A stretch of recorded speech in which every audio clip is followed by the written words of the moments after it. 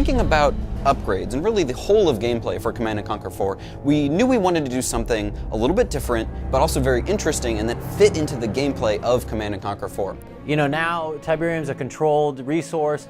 No longer do you have these huge expansive fields of Tiberium where you have to go and harvest them anymore. So when you take Command & Conquer 4's gameplay from a very base level in terms of multiplayer, what we had in place at first was this domination mechanic where you take control of specific areas of the Tiberium control network, and this gains you points over time.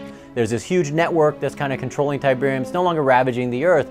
The Tiberium control network allows us to represent that. You'll see a variety of cables, pipes, emerge from cliffs, dive into the ground, emerge up into other different tech structures, and that's what's something I think gives a Command & Conquer a look that's different from previous titles in the franchise.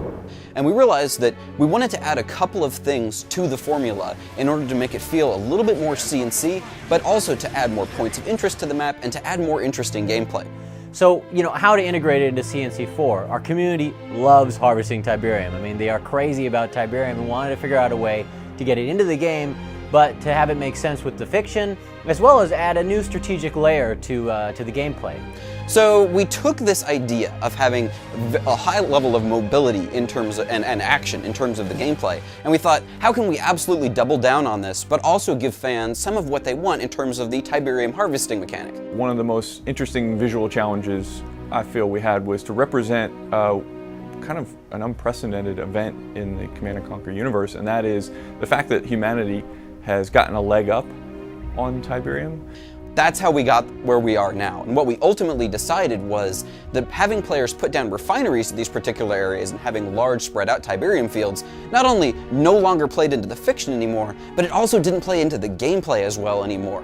So what we did is we have this crystal capture mechanic where these Tiberium crystals are regularly deposited into 4 different zones on the map, and then you can go and capture those crystals with one of your vehicles and move it back to your deploy zone or one of the auxiliary deploy zones that you can capture. We created a number of different concepts, played with a bunch of different looks until we settled upon one that we felt was going to be visually recognizable to the player.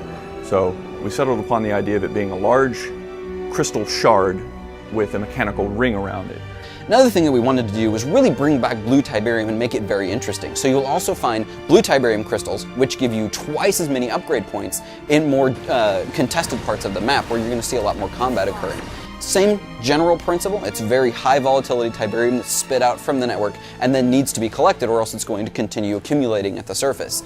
So you can use them to your benefit, you can use them to your enemy's dismay, but it's a really cool way to get Tiberium integrated into the game. You know, it's very fast, you're trying to capture these control nodes, you're trying to keep the enemy at bay, but at the same time you gotta go out, have these units, you know, risk themselves, go grab these Tiberium crystals, but then everybody on your team obviously benefits by being able to get those upgrade points. Tier 2 technology is now available.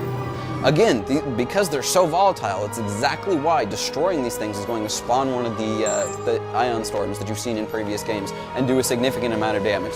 But it's really a lot of fun, and it's cool when you think, okay, I got my enemy on the ropes, I'm about to grab his crystal, and boom, he detonates that thing, and everybody's dead.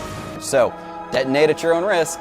We've been having a lot of fun with it. It allows you to keep in the fast gameplay of capturing those Tiberium control nodes, fighting with your enemies, but then also being able to really help your team out, grab those upgrade points and those crystals, and you know, hey, it's great having that roving bomb. We're very excited to throw this new mechanic into sort of the old hat of RTS mechanics. We feel that, and a lot of the players that we've had play the game feel that it plays very interestingly into the new mechanics of Command & Conquer 4 and really the shift in RTS that we've taken into a much stronger focus on action, on gameplay, on what you're doing with each individual unit. I was really impressed with everyone who worked on it. I'm really excited to see it in the community's hands, have everybody play with it, because I think they're going to really enjoy it. And I can't wait for you to play the game. Comes out March 16th.